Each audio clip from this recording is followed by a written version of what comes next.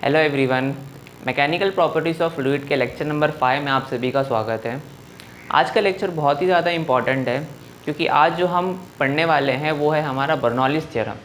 और ये एक ऐसा थ्योरम है जो क्या करता है कि हमारे रियल लाइफ में बहुत बड़ा फिजिकल सिग्निफिकेंस रखता है। ठीक है, तो बिना हमारा टाइम वेस्ट किए हम टॉपिक पे आते हैं। विद द टॉपिक क्या हमारा बर्नौलीज़ थ्योरम।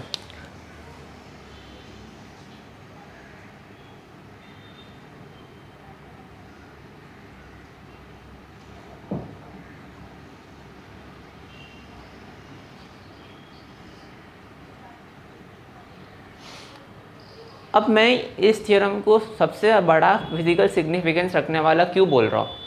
एक्चुअली मैं अगर आपको मैं एक बात बताऊँ तो इसी थ्योरम की वजह से या फिर इसी प्रिंसिपल की वजह से हमने एरोप्लेन का इजाद किया था और हमने हवा की सैर की थी। ये प्रिंसिपल बहुत ही ज़्यादा इम्पॉर्टेंट है। क्यों? क्योंकि इसके अंदर हमने ऐसे बहुत सी चीज़ों का इजाद किया है जो हमको रियल लाइफ में बहुत ही ज़्यादा सिग्निफिकेंस रखता है। ठीक है, सो ये जो मैं थियरम है इसकी मैं इतनी जो तारीफ़ कर रहा हूँ वो आखिर किस प्रिंसिपल पे बेस्ड है, असल में हम पहले वो देख लेते हैं। ठीक है, सो एक्चुअल में बर्नौलीज़ थियरम क्या है मैं आपको पहले वो समझा देता हूँ। सपोज़ कि अगर अगर ये बर्नौलीज़ थियरम है और ये फ्लूइड के अंदर पार्ट आता है तो हमको फ्लूइड तो बनाना ज़रूरी होगा। सपोज़ कि अगर हमारे पास एक ट्यूब है और उसके अंदर ये हमारे पास ट्यूब है और इस ट्यूब के अंदर अगर समझो हमारा फ्लूइड फ्लो हो रहा है। ठीक है, सपोज़ कि यहाँ पर एरिया है A1, यहाँ पर एरिया है A2, यहाँ प्रेशर है P1 और यहाँ प्रेशर है हमारा P2। ठीक है, और ये हमारे कुछ ग्राउंड के एक लेवल से इसकी हाइट यहाँ पर है H1 और इसकी हाइट यहाँ पर है हमारी H2। ओके, नाउ अगर मैं आपसे एक पूछूं कि बताओ कि P2 और P1 इन दोनों प्रेशर के बीच में रिलेशन कैसे आएगा, तो आप बोलोगे ठीक है हम प्रेशर तो डिफरेंस निकाल सकते हैं। कैसे होता है आपको याद होगा, P1 is equals to P2, sorry उल्टा हो गया, P1 is equals to P2 plus density Hg, याद होगा। लेकिन ये जो हमने फॉर्मूला बनाया था वो हमारे फ्लूइड स्टैटिक्स के अंदर था, बराबर। और ये H हमारा क्या था, H हमारा होता है P2 और P1 के बीच में हाइट का डिफरेंस, जो यहाँ पर हमको मिलेगा H2 माइनस H1, बराबर है कि नहीं, यहाँ से लेके यहाँ तक का। सो मैं यहाँ पे ऐसा लिख सकता हूँ कि P1 is equals to P2 plus density H2 minus H1 times G। But ये जो हमने अभी फॉर्मूला लिखा है ये सिर्फ और सिर्फ हमारे फ्लूइड स्टैटिक्स में काम आएगा, लेकिन अभी हम जो बात कर रहे हैं वो तो फ्लूइड डायनामिक्स है। सो क्या अब भी हम बोलेंगे कि ये हमारा प्रेशर का ये फॉर्मूला है, तो मैं बोलूँगा नहीं, ये फॉर्मूला सिर्फ और सिर्फ फ्लूइड स्टैटिक्स के लिए ही वैलिड है। डायनामिक्स में ये वाला जो हमारा फॉर्मूला है ये फेल हो जाता है, बराबर। डायनामिक्स का मतलब क्या था, फ्लूइड हमारा जो मोशन में होगा, और जब हमारा फ्लूइड मोशन में होता है तो उसके लिए अगर हमको प्रेशर के वेरिएशंस निकालने होते हैं तब हमको ये बर्नौलीज़ थ्योरम मदद करता है। तो आई होप आपको समझ में आ गया होगा।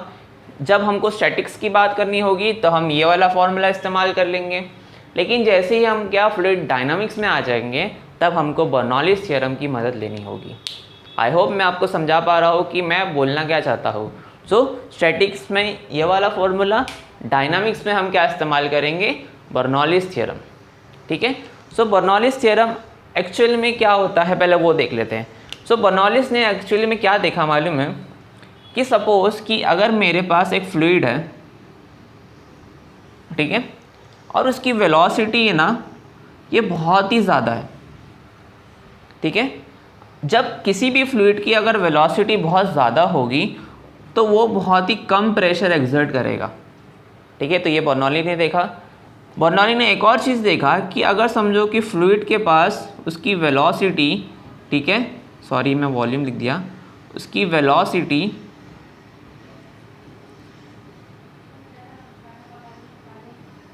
अगर कम होती है तो वो बहुत ही ज़्यादा प्रेशर एक्सर्ट करता है। ये है हमारा बर्नौलीज़ थ्योरम कि जब अगर हमारे पास वेलोसिटी बहुत ज़्यादा है तब क्या होगा कि प्रेशर हमारा बहुत ही कम होगा। जैसे ही हमारी फ्लूइड की वेलोसिटी कम हो जाती है तो उसका प्रेशर बहुत ज़्यादा ही इंक्रीज़ हो जाता है। ये हमको बर्नौली ने देखा और उसके बाद उसने क्या किया, उसको एक इक्वेशन में डाल दिया और उसी इक्वेशन को हम बोलते हैं बर्नौली इक्वेशन या फिर बर्नौलीज़ थ्योरम, या फिर किसी बुक में आपको बर्नौली प्रिंसिपल के नाम से वो जाना जाएगा। समझ में आ रहा है? तो अब हमारा यहाँ पे काम यही है कि हम यहाँ पे बर्नौलीज़ थ्योरम या फिर बर्नौलीज़ इक्वेशन को हम यहाँ पे डिराइव करेंगे। यह आपकी बुक का सबसे बड़ा डेरिवेशन है अभी तक का, जो हम फ्लूइड मैकेनिक्स कर रहे हैं या फिर हम फ्लूइड के बारे में पढ़ रहे हैं। ठीक है, सो ये सबसे बड़ा डेरिवेशन आपको अभी करना होगा और मान के चलो ये बहुत ही सिंपल है क्योंकि इसके अंदर हम प्रिंसिपल का इस्तेमाल करते हैं, वो है work energy principal, work energy theorem भी हम बोलते हैं। हालांकि अगर आप यहाँ पे देखोगे तो ये जो हमारा प्रिंसिपल है बर्नौलीज़ थ्योरम, ये बेस्ड होता है हमारा कंजर्वेशन ऑफ एनर्जी के ऊपर। अब वो कैसे, पहले आपको मैं बता देता हूँ कि अगर ये मेरा एक फ्लूइड है, अगर वो फ्लो करता है तो उसके वजह से क्या होगा कि ये फ्लूइड के अंदर सबसे पहली बात काइनेटिक एनर्जी आ जाएगी। अब देखोगे इसके अंदर हाइट का डिफरेंस है, तो इसके अंदर पोटेंशियल एनर्जी है, साथ ही साथ इस फ्लूइड के ऊपर कुछ फोर्स अपने वर्क कर रहे होंगे। सो ये पूरा का पूरा जो प्रिंसिपल है ये असल में कंजर्वेशन ऑफ एनर्जी के ऊपर बेस्ड है। बात समझ में आ रहा है? तो आपकी बुक में इसके ऊपर बहुत से क्वेश्चंस भी दिए हुए हैं। तो इसके अंदर पूछता है कि बताओ कि what is the basis of the Bernoulli's theorem. तो अब यहाँ पे क्या बोलोगे, ये हमारा जो बर्नौलीज़ थ्योरम है वो किसके ऊपर बेस्ड है? ये बेस्ड है हमारे वर्क एनर्जी थ्योरम पे बेस्ड है, या फिर हम बोलेंगे it is based on conservation of energy. अब वो कैसे है मैं आपको डेरिवेशन करते वक्त ही बता दूंगा, लेकिन बर्नौलीज़ थ्योरम को थोड़ा और अच्छी समझने के लिए मैं चाहता हूँ कि हम एक यहाँ पर एक्टिविटी करें। ठीक है, सो मैं चाहता हूँ कि आप एक पेपर ले लो छोटा सा, या फिर एक प्लास्टिक ले लो तब भी चलेगा। हम यहाँ पर एक एक्टिविटी करेंगे और यहाँ पे हम ज़रूर से समझेंगे कि एक्चुअल में बर्नौलीज़ थ्योरम क्या होता है। तो आप एक्टिविटी के लिए तैयार हैं? तो मैंने आपको बोला था कि एक पेपर या फिर कोई भी एक छोटी सी प्लास्टिक आप लेके आ जाना। अब इस एक्टिविटी में हमको क्या करना है, देखो मैं आपको पहले बता दूं कि मेरे जो सराउंडिंग्स हैं वहाँ पे ज़रा भी एयर प्रेजेंट नहीं है, क्योंकि मेरे पूरे के पूरे फ़ैन यहाँ पर ऑफ है और यहाँ पे सिर्फ और सिर्फ एक एयर कंडीशन चल रहा है। सो यहाँ पे जो मेरा फ्लूइड या फिर जो मेरी एयर है वो पूरी स्टील है। आपको भी इसी तरह करना है, अगर आपके फ़ैन वगैरह चालू हैं तब भी चल जाएगा। सो ये करना क्या है यहाँ पर आप पहले देखिए। सबसे पहली बात, मैं जो हवा फ्लो करता हूँ वो एक फ्लूइड होता है, ये आपको पता है।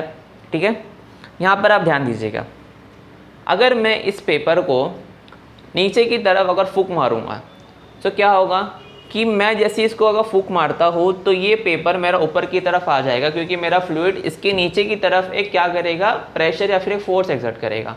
तो देखो ये बर्नौलीज़ थ्योरम नहीं था। ठीक है, बर्नौलीज़ थ्योरम ये है कि अगर मैंने इसको ऊपर की तरफ फूंक मारा तब भी ये पेपर क्या करेगा, ये ऊपर की तरफ आएगा। ठीक है, देखते हैं ज़रा। अब मैं क्या करूँगा, इस बार ऊपर की तरफ फूंक मारा, जैसे कि आप देखोगे ये पेपर क्या होता है, ऊपर की तरफ चले जाता है। समझ में आ रहा है आपको?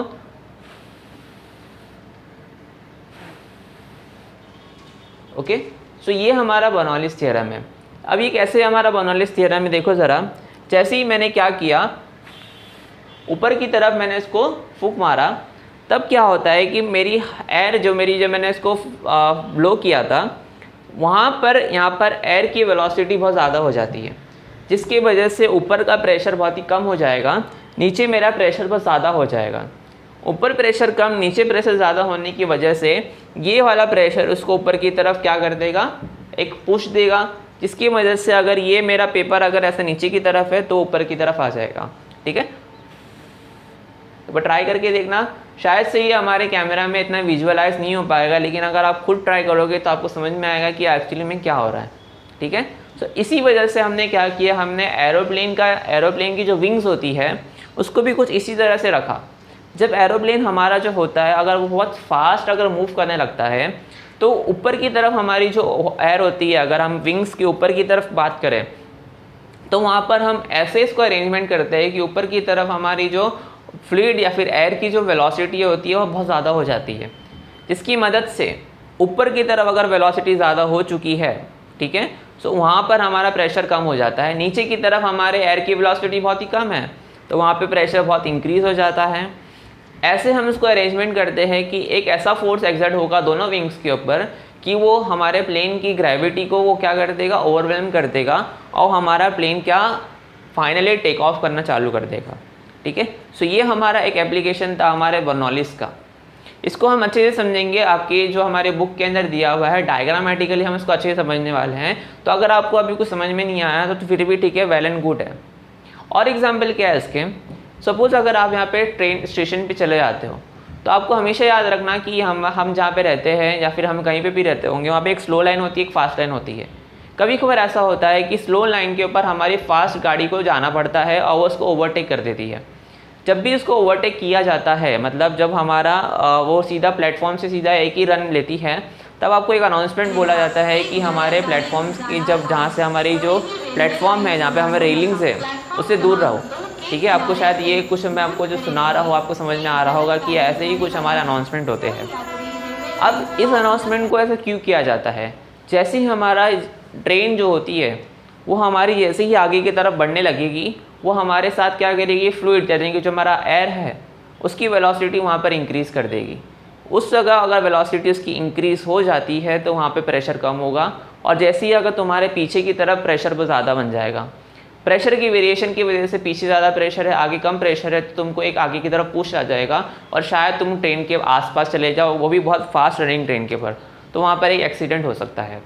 और भी बहुत से एग्जाम्पल है रियल लाइफ के, अगर आप देखोगे कि सपोज़ अगर आप क्या कर रहे हो कि एक टू व्हीलर चला रहे हो सपोज़, ठीक है, और आप बहुत ही स्लो चला रहे हो, समझ लो 15 किलोमीटर पर आवर की स्पीड से आप चल रहे हो, लेकिन आपके बाजू में से एक ट्रक पास होता है 120 किलोमीटर पर आवर की तरफ से, ठीक है, स्पीड से, ऐसा जा रहा है या फिर ऐसे जा रहा है, कोई मायने नहीं रखता।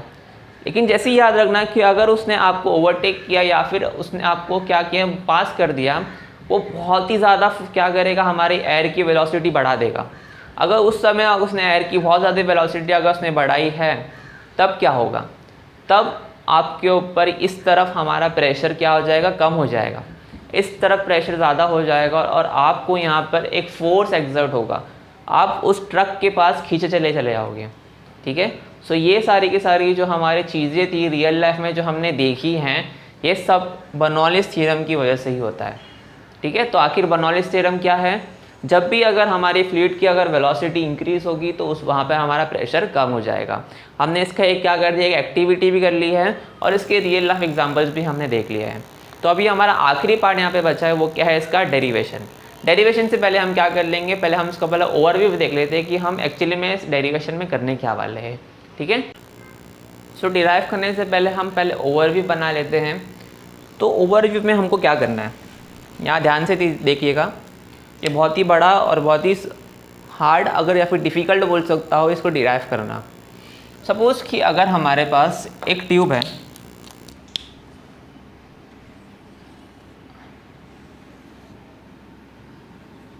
ओके,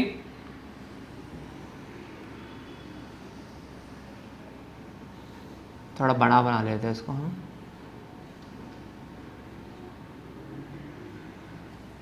ओके, और ये हमारा ग्राउंड है। इस ग्राउंड लेवल से हमको क्या करना है, हमको यहाँ पर ये फ्लूइड का फ्लो बताना। ठीक है, तो हम पहले यहाँ बता देते हैं कि फ्लूइड हमारा कुछ इस तरीके से फ्लो हो रहा है। सबसे पहली बात, यहाँ पर हम पहले दो एरियाज़ को कंसीडर कर लेते हैं। ठीक है, सो सपोज़ कि ये एरिया हमारा A1 है और ये पॉइंट हमारा A है। यहाँ पर एक कोई B पॉइंट पे हमने एक एरिया कंसीडर किया है जो कि है हमारा A2। ओके, अब यहाँ पर सबसे पहले ओवरव्यू में हम ये बोलेंगे कि पहला पॉइंट हमारा क्या रहेगा। याद रखना ये बर्नौलिस थ्योरम है और हम यहाँ पे बात करते हैं हमेशा आइडियल फ्लूइड की। ठीक है, तो हम पहला पॉइंट हम यही बोलेंगे कि हमने यहाँ पर फ्लूइड को अज्यूम किया है, वो क्या है, आइडियल। आइडियल फ्लूइड है, इसका मतलब यहाँ पे जो हमारा फ्लो होगा वो कैसा होगा, स्टेडी फ्लो होगा। तो हम यहाँ पे पहले पॉइंट में हम ये बता देंगे कि हमने जो फ्लूइड अज्यूम किया है वो आइडियल है और यहाँ पे साथ ही साथ यहाँ पे क्या होना चाहिए, स्टेडी फ्लो होना चाहिए। ठीक है, सेकेंड सेकेंड पॉइंट में हम यहाँ पे क्या करेंगे, हम यहाँ पे नामकरण करेंगे। जो जो चीज़ों को हम यहाँ पे इस्तेमाल करने वाले वो चीज़ों का हम यहाँ पे क्या करने वाले हैं, नामकरण करेंगे। कैसे, देखो ज़रा, यहाँ पे हम पहले बोलेंगे कि यहाँ पे हमारे पास 2 पॉइंट है ए बी, ठीक है। पॉइंट ए की बात करें अगर हम, तो पॉइंट ए पे हमारे पास एक एरिया है A1, ठीक है। पॉइंट बी पे हमारे पास एरिया है A2, ठीक है। तो यहाँ पे हम बोलेंगे एरिया A1, यहाँ पर एरिया A2। इस पर हमारे पास एक प्रेशर लग रहा होगा, उसको हम P1 बोल देते हैं। तो यहाँ पे P1 आ जाएगा, यहाँ पे प्रेशर हमारा आएगा P2, तो यहाँ पर हम बोलेंगे इसको P2। इस प्रेशर की वजह से यहाँ पर पॉइंट ए और पॉइंट बी पे यहाँ पे हमारे पास फोर्स लगेंगे, ठीक है। क्या होगा देखो जरा, इस पर हमारा फोर्स कुछ इस तरफ लगेगा, ठीक है। वो कितना होगा मेरा P1 A1 होगा, ठीक। उसी तरफ यहाँ पर हमारा एक प्रेशर लगेगा कुछ यहाँ पे, तो यहाँ पर हमको फोर्स लगेगा P2 A2, ठीक है। तो यहाँ पर हम यहाँ पे फोर्स के बारे में बोलेंगे, यहाँ पर होगा P1 A1 और यहाँ पे हम बोलेंगे ये होगा P2 A2, ओके। उसके बाद यहाँ पे क्या, अब यहाँ पर वेलोसिटी होगी हमारे फ्लूइड की V1, यहाँ पर हमारी वेलोसिटी होगी V2, तो यहाँ पे हम बोलेंगे V1 और यहाँ पे V2। ये फ्लूइड V1 और V2 वेलोसिटी से अगर आगे बढ़ता है तो यहाँ पर क्या होगा कि ये कुछ पार्ट आगे चले जाएगा। सपोज कि ये A से A डैश चले जाता है, तो ये वाला पार्ट भी तो यहाँ से यहाँ भी जाएगा। तो सपोज ये B से B डैश चले जाता है इन स्मॉल टाइम dt, कितना, इन स्मॉल टाइम dt। तो यहाँ पे हम बोलेंगे कि यहाँ पे dt टाइम में, ठीक है, ये यहाँ से लेके यहाँ तक d1 बढ़ गया, यहाँ से लेके यहाँ तक ये d2 बढ़ेगा, ठीक है। तो यहाँ पे हम बोलेंगे ये d1 और ये क्या है हमारा d2। उसके बाद आखिर में हम यहाँ पे बोल सकते हैं कि ये हमारा है h1 और ये वाला यहाँ से लेके यहाँ तक हमारा क्या है h2, ठीक है। तो यहाँ पर हम बोलेंगे h1, यहाँ पे हम बोलेंगे h2, ओके। ये यहाँ से लेके यहाँ तक आता है, तो ये कुछ एक छोटा सा वॉल्यूम यहाँ पे बनाएगा। तो उस वॉल्यूम को फाइंड करने के लिए हम क्या बोल सकते हैं कि area multiplied by the distance, हमको यहाँ पे वॉल्यूम मिल जाएगा। तो यहाँ पे हम वॉल्यूम V1 बोलेंगे, वो होगा, या फिर हम स्मॉल वॉल्यूम को dv से डिफाइन कर सकते हैं, वो होगा मेरा A1 D1। सिमिलरली यहाँ पे देखो ये A2 है और यहाँ पे D2 है, तो यहाँ पर हमको जो वॉल्यूम मिलेगा वो होगा मेरा A2 D2, ओके। ये दोनों dv हमारे क्या बराबर है, इसी dv की वजह से यहाँ पर अगर वॉल्यूम है तो यहाँ पे हमको मास भी मिलेगा। तो सपोज यहाँ पर अगर हम बोलेंगे मास इसका A डैश का, तो यहाँ पे हम बोलेंगे मास A डैश। वो कैसे निकालेंगे, देखो हमारे पास वॉल्यूम है, हमको पता है कि ये फ्लूइड है, इसकी डेंसिटी रो है। तो यहाँ पे हम बोल सकते हैं मास, तो density is equals to mass upon volume की वजह से हम ऐसे मास निकालेंगे। So mass will be density into volume, density यहाँ पे रो है तो यहाँ पर आएगा रो इनटू वॉल्यूम, यानी कि A1 D1। सिमिलरली यहाँ पर हमको मिलेगा मास BB डैश का मतलब इसका, तो वो होगा हमारा डेंसिटी A2 D2, ठीक है। थर्ड पॉइंट हम, ओके, थर्ड पॉइंट हमारा क्या है, work energy theorem. So work energy theorem हमको क्या बोलता है, work energy theorem, work energy theorem हमको ये बोलता है कि work done by all the forces is equal to the change in kinetic energy, ठीक है। So work done by all the forces is equal to क्या है, चेंज इन काइनेटिक एनर्जी। हमारे पास यहाँ पे कौन कौन से फोर्सेस है जो इस फ्लूइड के ऊपर वर्क करते हैं। हमारे पास दो फोर्सेस तो यहाँ पर है, कौन सा, एक P1 A1 और एक है हमारे पास P2 A2, ठीक है। देखो देखो जरा यहाँ पे ये क्या होगा कि ये वाला फोर्स इसको इस तरह ढकेल रहा है और फ्लूइड भी इसी तरफ जा रहा है, तो ये वाला फोर्स हमारा पॉजिटिव वर्क करेगा, ठीक है।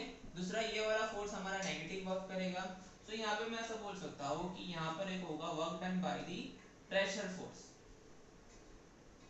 और कौन सा एक फोर्स है हमारे पास, इस फ्लूइड के ऊपर ग्रेविटी भी तो एक्ट करेगी, तो यहाँ पर हमारा आएगा work done by the gravitational force, ठीक है। और ये हमको देगा the change in kinetic energy. आपको पता होगा कि work done by gravity, gravity जो होती है हमारी कंजर्वेटिव फोर्स होती है, ठीक है। तो इसका मतलब ये है कि अगर हम इसको निकालेंगे तो वो हमारा होगा negative of change in potential energy, ठीक है। तो यहाँ पर हम इसको इस तरह लिख सकते हैं कि work done by gravity is equals to negative of change in potential energy. तो यहाँ पर हम बोलेंगे वर्क डन बाय पहले तो प्रेशर फोर्स, ठीक है, प्लस यहाँ पे क्या आ जाएगा, वर्क डन बाय ग्रेविटी कितना है, minus of total energy potential energy, ठीक है, और यहाँ पर आ जाएगा हमारा चेंज इन काइनेटिक एनर्जी। इसी के बाद हमको यहाँ पे मिलेगा work done by pressure force is equals to क्या होगा, change in kinetic energy plus change in potential energy. तो ये हमारा वर्क एनर्जी थ्योरम है, ये आपको समझना होगा कि ये कुछ इसी तरह से काम करता है। अब उसके बाद हम फोर्थ पॉइंट में क्या कर सकते हैं, हम ये सारे टर्म्स को क्या करेंगे, अलग अलग तरीके से निकाल लेंगे। इसको निकालने के लिए हम फोर्थ पॉइंट बोलेंगे, इसको निकालने के लिए फिफ्थ और इसको निकालने के लिए सिक्स्थ। सेवेंथ पॉइंट में हम क्या करेंगे, इन सबको निकालने के बाद हम इस इक्वेशन में पुट करके हमारा बर्नौलीज थ्योरम प्रूफ कर लेते हैं। ओके, सो ये कुछ हमारा ओवरव्यू है। पहले क्या करेंगे याद रखना, पहले हम यहाँ पे बताएंगे कि हमारा फ्लूइड क्या है, आइडियल, और वो हमारा फ्लो कैसा स्टेडी है। उसी के बाद हम यहाँ पे नामकरण करेंगे कि पॉइंट ए एंड बी के साथ हमारे पास एरिया A1 P1, जिसके बाद फोर्स लगता है, फिर वेलोसिटी, फिर D1 से आगे बढ़ेगा, फिर H1 इसकी क्या है, हाइट, ठीक है, फिर इसके बाद वॉल्यूम निकालेंगे, मास निकालेंगे। ये सब करने के बाद इसके बाद हम बोलेंगे यहाँ पे वर्क एनर्जी थ्योरम लगाएंगे। वर्क एनर्जी थ्योरम बोलता है work done by all the force is equals to change in kinetic energy. यहाँ पे कौन कौन सी फोर्स वर्क कर रही है, एक तो प्रेशर फोर्स, प्रेशर की वजह से आने वाला फोर्स, दूसरा एक हमारा work done by the gravitational force. Gravitational force एक हमारा कंजर्वेटिव फोर्स होता है, इसलिए उसको हम बोलेंगे कि उसका जो हमारा वर्क डन होगा वो होगा negative of change in potential energy, ठीक है। उसके बाद हम यहाँ पे रीअरेंज करके हमको एक इक्वेशन मिलेगा that is work done by the pressure force is equals to change in kinetic energy plus change in potential energy. इन सारे के सारे वैल्यूज को हम अलग अलग पॉइंट्स में इवैल्यूएट करेंगे, सबको एक साथ ऐड कर देंगे तो हमको मिलेगा यहाँ पे बर्नौलीज थ्योरम। उसके बाद हम यहाँ पे क्या करेंगे, इसके इक्वेशंस इसके हिसाब से हम यहाँ पे इसका स्टेटमेंट भी लिख देंगे कि बर्नौलीज थ्योरम का स्टेटमेंट क्या होगा, ठीक है। फिर उसके बाद आपके जो बुक में क्वेश्चन दिया हुआ है पहले हम वो भी देख लेंगे। Okay, so let us start with the derivation of Bernoulli's theorem. Okay, तो जैसे मैंने आपको ओवरव्यू बताया था, हम उसी तरीके से हम यहाँ पे डेरिवेशन का स्टार्ट करते हैं। डायग्राम तो वैसी रहेगा जैसे हमने पहले बनाया था कि हमारे पास एक फ्लूइड रहता है, ठीक है, एक ट्यूब है, इसके अंदर फ्लूइड फ्लो हो रहा है, इसका डायरेक्शन हमारा ये है, ठीक है, तो ये फ्लो का डायरेक्शन था।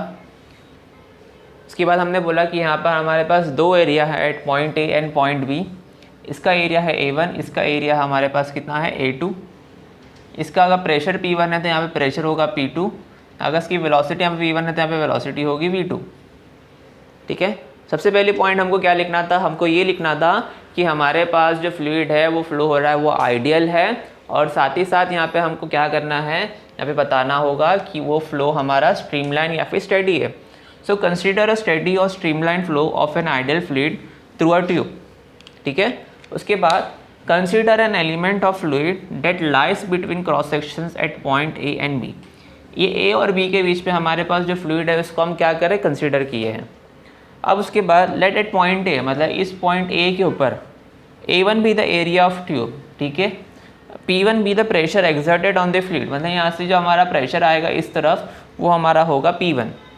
P1 A1 B the force acting along the motion of the fluid, मतलब इसके ये P1 की वजह से जो हमारे पास फोर्स आएगा वो कुछ इस डायरेक्शन में होगा और वो हमारे फ्लो के डायरेक्शन के क्या है, अलॉन्ग है। उसके बाद अगर हम बोलेंगे कि इस फोर्स की वजह से अगर हमारे पास जो वेलोसिटी आती है वो हमारे पास होगी V1। अगर ये V1 वेलोसिटी से आगे बढ़ रहा है तो देखो V1 be the velocity of fluid, so ये D1 distance in small time dt cover करेगा। So D1 be the distance travel by the fluid in small time dt, ठीक है, इन टाइम dt। इस D1 को cover करने वक्त यहाँ पर हमारे पास एक वॉल्यूम आ गया तो उस वॉल्यूम को निकालेंगे। So volume of the fluid flown is dV is equals to A1 D1। Volume के बाद हमको मास निकालना होगा, तो mass ma dash is equals to density A1 D1 is equals to density dV या फिर डेंसिटी या फिर रो dV, ठीक है। सिमिलरली एट पॉइंट बी हम यहाँ पे बोलेंगे कि A2 P2 P2 A2 ये सारे के सारे हमारा क्या होगा कि एरिया, प्रेशर, फोर्स, वेलोसिटी, फिर इसके बाद डिस्टेंस कवर करेगा, फिर इसके बाद वॉल्यूम, इसके बाद हम मास निकालेंगे। ये पूरा का पूरा हमारा सेम ही है जो यहाँ पे लिखे थे, बस यहाँ पे डिफरेंस ये है कि P2 A2 का जो डायरेक्शन हमारा होगा वो इस डायरेक्शन में होगा। क्यों? क्योंकि इस वाला प्रेशर पे क्या होगा, ये फ्लूइड पे इस प्रेशर को इस तरफ लगेगा, यहाँ पे हमको इस तरफ प्रेशर लगने वाला है और इस तरफ यहाँ पे प्रेशर लगेगा, तो इसके बाद फोर्स का जो डायरेक्शन रहेगा वो होगा opposite in direction. So P2A2 be the force acting opposite to the motion of fluid. ठीक है, इसके बाद हम थर्ड पॉइंट लिखेंगे कि according to the work energy theorem हमारा कंजर्वेशन ऑफ एनर्जी किस तरीके से होता है। ओके, तो अभी हमारा थर्ड पॉइंट क्या बोलेगा, वर्क एनर्जी थ्योरम की बात करेंगे। So during the flow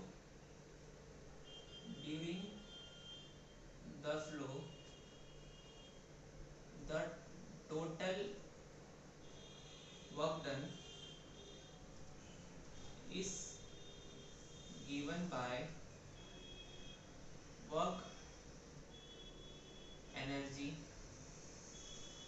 theorem, बराबर। अब वर्क एनर्जी थ्योरम मैंने आपको बताया था क्या बोलता है, तो यहाँ पे हम लिखेंगे वर्क एनर्जी थ्योरम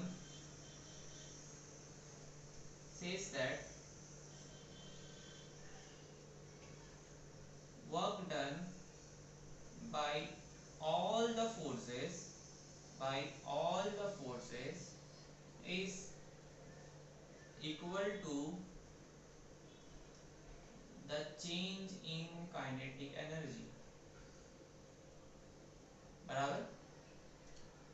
यही हमारा क्या होता है, वर्क एनर्जी थ्योरम होता है। सो वर्क एनर्जी थ्योरम के हिसाब से अगर हम देखेंगे, सो work done by all forces, वो क्या होगा हमारा, चेंज इन काइनेटिक एनर्जी होगा।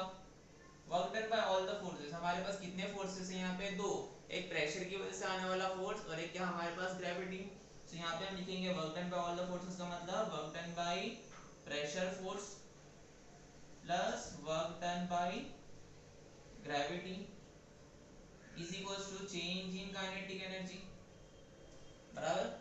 वर्क डन बाय ग्रेविटी क्या होता है, वर्क डन बाय ग्रेविटी याद रखना, ग्रेविटेशनल फोर्स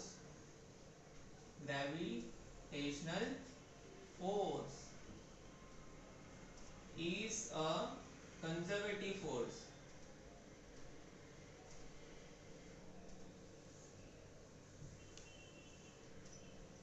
ठीक है, जिसके वजह से हम बोलेंगे कि अगर वर्क डन बाय ग्रेविटी होगा या फिर ग्रेविटेशनल फोर्स होगा, वो हमको देगा negative of change in potential energy.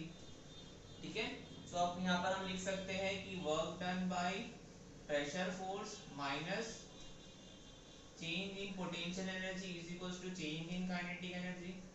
तो यहाँ से हमको मिलेगा work done by pressure force is equals to change in kinetic energy plus change in potential energy. ठीक है, so let this equation be number 1। अब हमको क्या करना है, अब इसके बाद हमारे फोर्थ पॉइंट में हमको ये सारी की सारी value, pressure force, kinetic energy, potential energy, इसकी वैल्यूज हमको ढूंढनी है। कैसे करेंगे आप देखो जरा। तो यहाँ पर हम लिखेंगे work done by pressure force can be given as, ठीक है। So work done by pressure force क्या होगा हमारा, जरा बताना। यहाँ पे हमारे पास दो फोर्सेस है, ठीक है, एक ये वाला और एक ये वाला, उसका वर्क डन निकालना है। वर्क डन निकालने का तरीका होता है फोर्स इनटू डिस्प्लेसमेंट। ठीक है, तो देखोगे यहाँ पे, तो इसका हमको क्या करना है, इसका प्रेशर और इसका force multiply by displacement plus इसका फोर्स मल्टीप्लाई बाय डिस्प्लेसमेंट करना होगा। ठीक है, तो इस तरफ हमारे पास जो फोर्स है वो है P1A1, ठीक है, और D1 का डायरेक्शन भी इसी तरफ है, तो यहाँ पर आएगा P1A1 D1, ठीक है, प्लस P2A2 हमारा कुछ इस डायरेक्शन में लग रहा है, तो यहाँ पर होगा नेगेटिव P1A1 सॉरी P2A2 और यहाँ पर आएगा D2।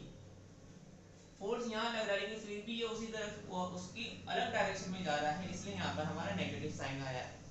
ओपन करेंगे तो यहाँ पे हमको मिलेगा P1A1 D1 minus P2A2 D2।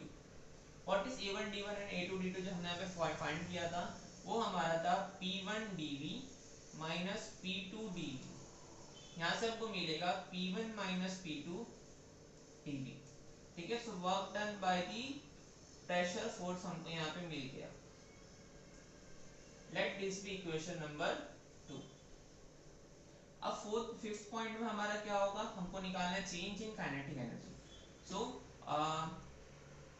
The change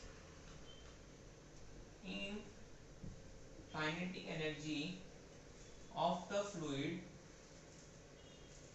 is given as, ठीक है, क्या होगा, change in kinetic energy is equals to kinetic energy final minus kinetic energy initial होना चाहिए, ठीक है।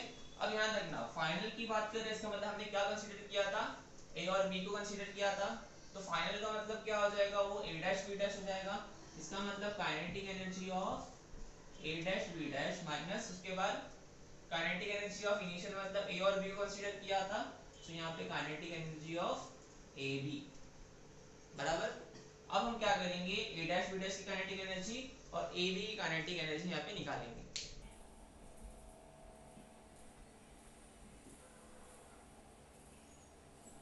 ठीक है, कैसे निकालेंगे देखो जरा, यहाँ पे चेंज इन काइनेटिक एनर्जी यहाँ पे जो होगा, देखो यहाँ पे ए डैश बी डैश है, ए डैश बी डैश मतलब यहाँ से लेके यहाँ तक, सो क्या मैं इसको ऐसा लिख सकता हूँ, देखो जरा यहाँ पे kinetic energy A dash B dash को मैं इस तरीके से लिख सकता हूँ, kinetic energy of A dash B plus A B B dash बराबर, इसकी काइनेटिक एनर्जी निकालनी है ए डैश बी डैश की, तो मैं बोलूंगा kinetic energy of A dash B plus kinetic energy of A B dash, तो यहाँ पे हमको मिलेगा A dash B plus kinetic energy of B B dash. Similarly मैं यहाँ पे kinetic energy of A B को ऐसा लिख सकता हूँ, kinetic energy of A B, वो हमारा क्या होगा, देखो ए बी है, इसको मैं दो टुकड़ों में डिवाइड कर दूंगा, kinetic energy of A dash और दूसरा kinetic energy of A dash B, तो यहाँ पे हमको मिलेगा kinetic energy of A dash plus kinetic energy of A dash B, ठीक है। इसी चीज को यहाँ पे हम सब्स्टिट्यूट करेंगे, तो हमको मिलेगा change in kinetic energy is equals to kinetic energy of A dash B dash क्या था हमारा, kinetic energy of A dash B plus kinetic energy of B B dash minus यहाँ पर आएगा kinetic energy of A dash plus kinetic energy of A dash B. यहाँ पर इसको open करेंगे नेगेटिव साइन को, तो यहाँ पर आएगा A dash B, kinetic energy of A dash B, kinetic energy of B B dash minus kinetic energy of A dash minus kinetic energy of A dash B. A dash B यहाँ से हमारा क्या हो जाएगा, cancel हो जाएगा। यहाँ पर हमको मिलेगा kinetic energy of B B dash minus kinetic energy of A dash. What is kinetic energy of B B dash, मतलब इसकी काइनेटिक एनर्जी यहाँ से लेके यहाँ तक, और kinetic energy of A dash की मतलब इसकी, सिंपल हो गया अभी तो उसका मतलब। तो कैसे होगा ये होगा मेरा हाफ, काइनेटिक एनर्जी निकालने का तरीका क्या होता है, हाफ एम वी स्क्वायर, ठीक है।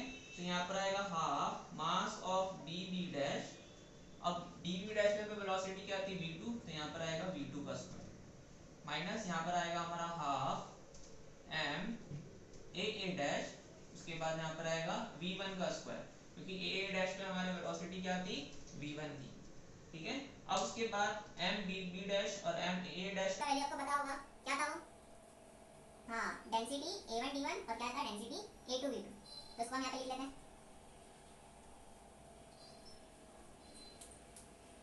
तो यहाँ पर आएगा change in kinetic energy is equals to, यहाँ पर हमको मिलेगा half M B B dash के लिए हमको आएगा रो, हाँ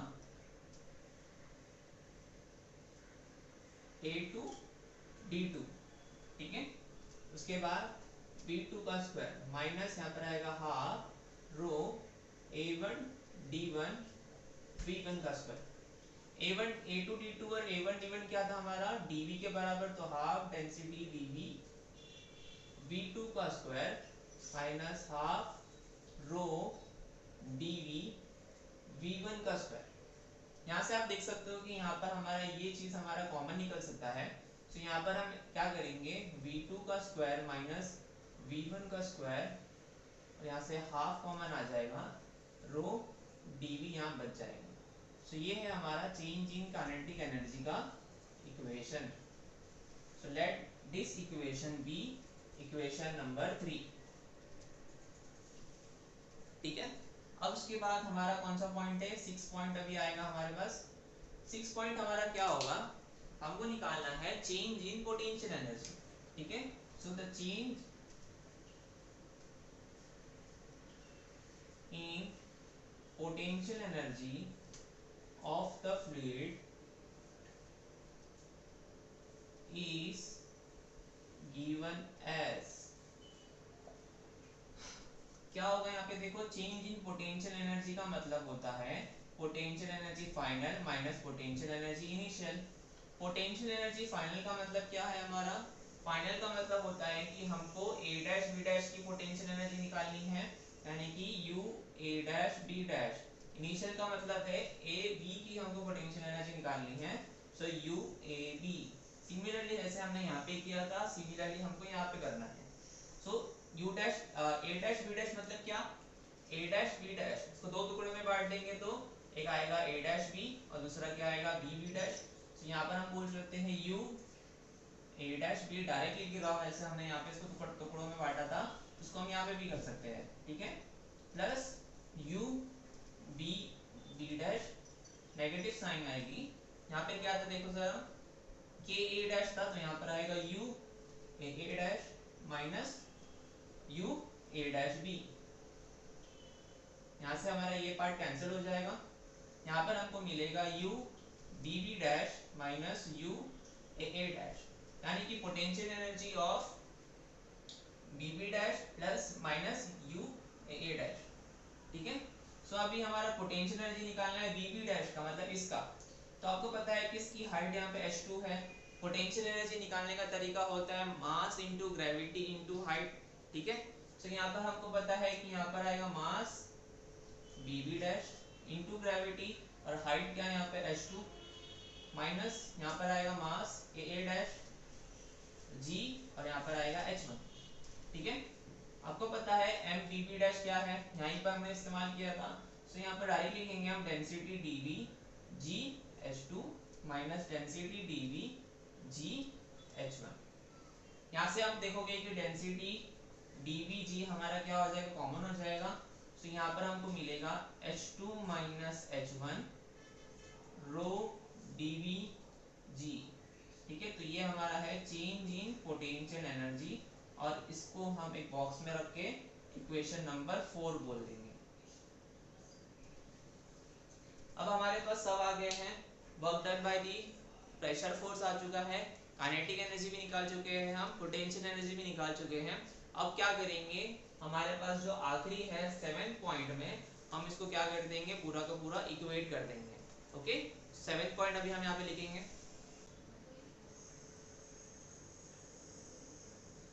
सो नाउ अभी हम हमारा लास्ट पॉइंट क्या कंप्लीट कर लेंगे। लास्ट पॉइंट में हमको क्या करना था, इक्वेशन नंबर 2 3 4 को इक्वेशन नंबर 1 में पुट करना था। So put equation 2, 3, 4 in equation 1, ठीक है।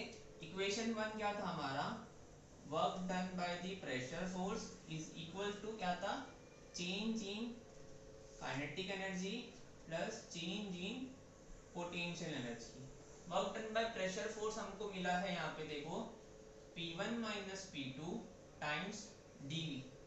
उसी के साथ यहाँ पे चेंज इन काइनेटिक एनर्जी हमको मिला है हाफ, ठीक है, V2 का स्क्वायर माइनस V1 का स्क्वायर रो dV, प्लस यहाँ पर आप देखना पोटेंशियल एनर्जी का जो हमको यहाँ पे मिला था वो है हमको H2 माइनस H1 रो dVg, ठीक है।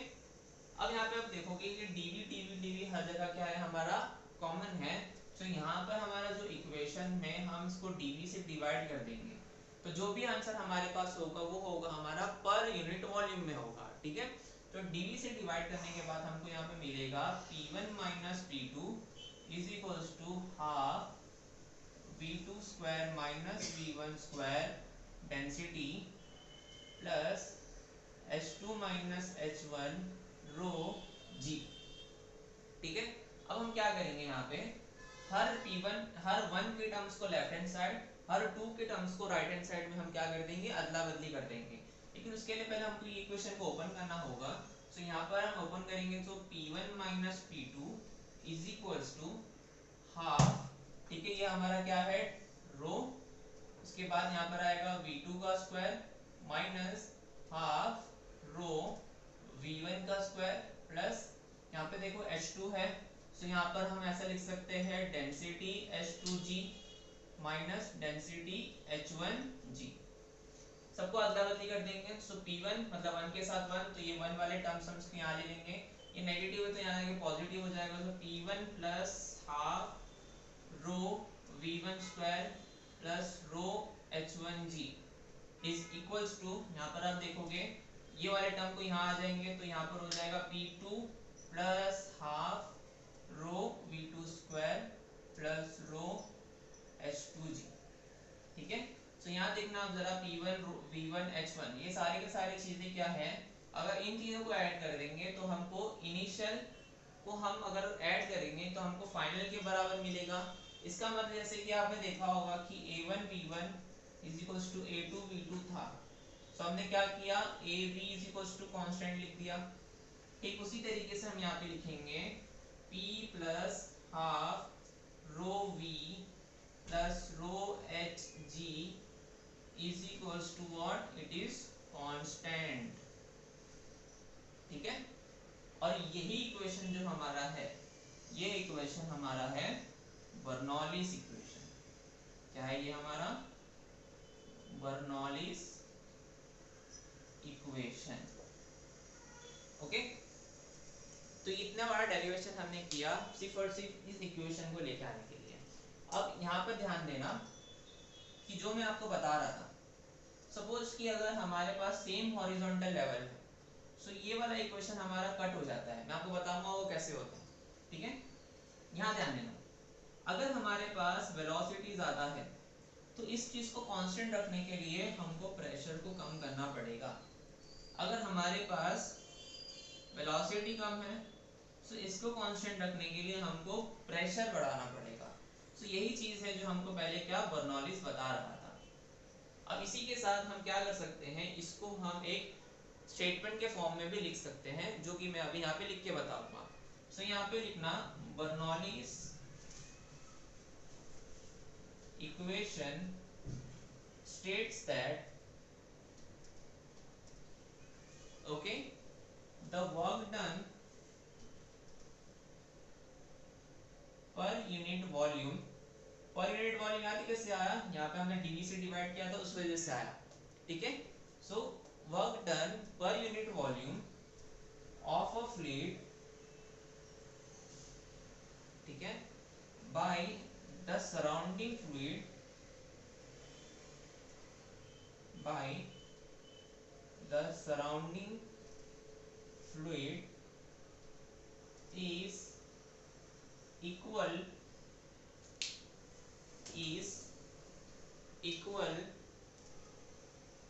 to the sum of kinetic energy plus the potential energy of the fluid। Okay, तो यही हमारा है क्या बर्नौलीज इक्वेशन। तो Bernoulli equation states that the work done per unit volume of a fluid by the surrounding fluid is equal to the sum of kinetic energy plus the potential energy of the fluid. ठीक है, और एक और साथ यहाँ पे पर unit volume भी आएगा, हमने डीवी से इसको भी डिवाइड किया था, इसको भी डिवाइड किया था। So per unit volume of the fluid per unit volume. Okay, तो इसी के साथ हमारा बर्नौलीज थ्योरम का ये जो हमारा लेक्चर था वो खत्म होता है। आगे जाके मैं आपके टेक्स्ट बुक के क्वेश्चंस को सॉल्व करवाऊंगा, इसका एप्लीकेशन क्या है हम वो भी देख लेंगे। इसके एप्लीकेशन जैसे कि आपको मैंने पहले ही बता चुका हूँ, लेकिन इसके थोड़ा से और भी एप्लीकेशन जो आपकी बुक में दिया है वो भी हमको सॉल्व करना होगा। ठीक है, सो अभी के लिए आप अच्छे से पढ़िएगा और इसको अच्छे से नोट कीजिएगा, 2-3 बार इसको प्रैक्टिस किए तब जाके आपको इसको पूरा अच्छे से बाय हार्ट हो जाएगा। ओके।